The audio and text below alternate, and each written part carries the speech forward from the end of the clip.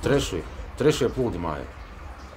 79. gads, 95. un 2013. Trešā reize.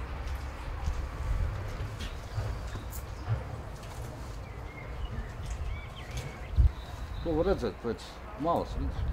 Logam augšējais rāmis var ārpusē.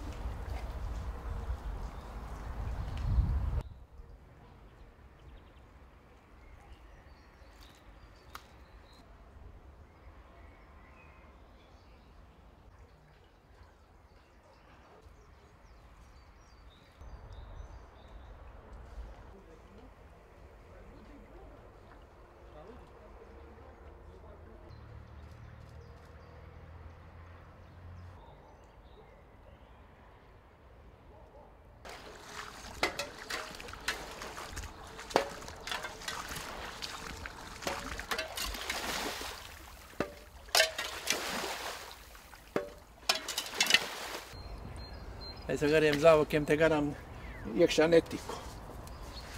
Šī tik tālu bija ūdens. Nu jau taisamies iet gulēt, un kaimiņi zvana, viņi saka, glābaties, kas paliet, es pieskrien pie loga, skatos, logas iela jau puses līmenis, jau ar ūdeni, un gāžās, ka briesmas, man pagalmā 2 mašīnas stāv. Vienu, domāju, no mazāko, domāju, tas nav, bet džips man ir garažā. Kamēr es braucu, tas bija kāds 6-7 minūtes, kamēr es tur, ziniet, uztraucās jau nezinu, ko ķert. Tā kā nav jau tas katru dienu, bet ja tā notiek, jau cilvēks taču tomēr jau nav trenēts tādiem apstākļiem un tādām situācijām. Ūdens bija man jau šeit jau tā. Šitī daudz jau man jau te bija jau, kad es ar otru mašīnu, tā kalniņā tur uzskrēju augšā. Doma, runājam visu, un Barkevičs pasaka, es neko nevaru darīt, Latvenergo neklaus mūs.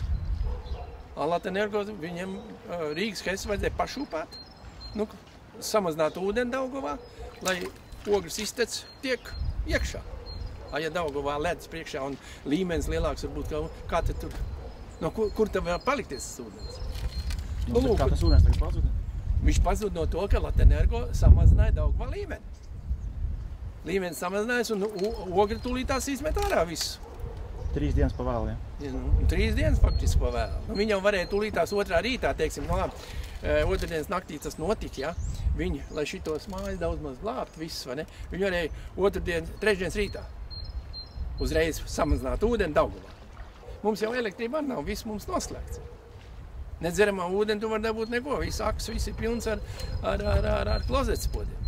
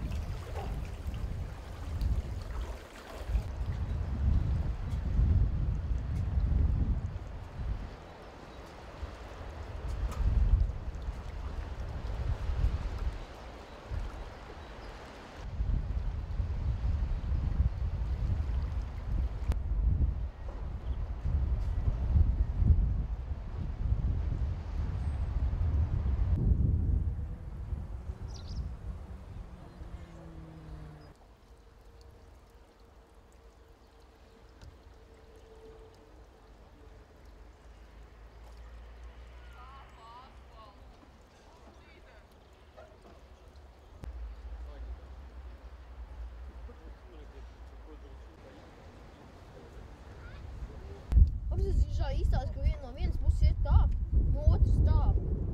Kā viņš var ar bakstu?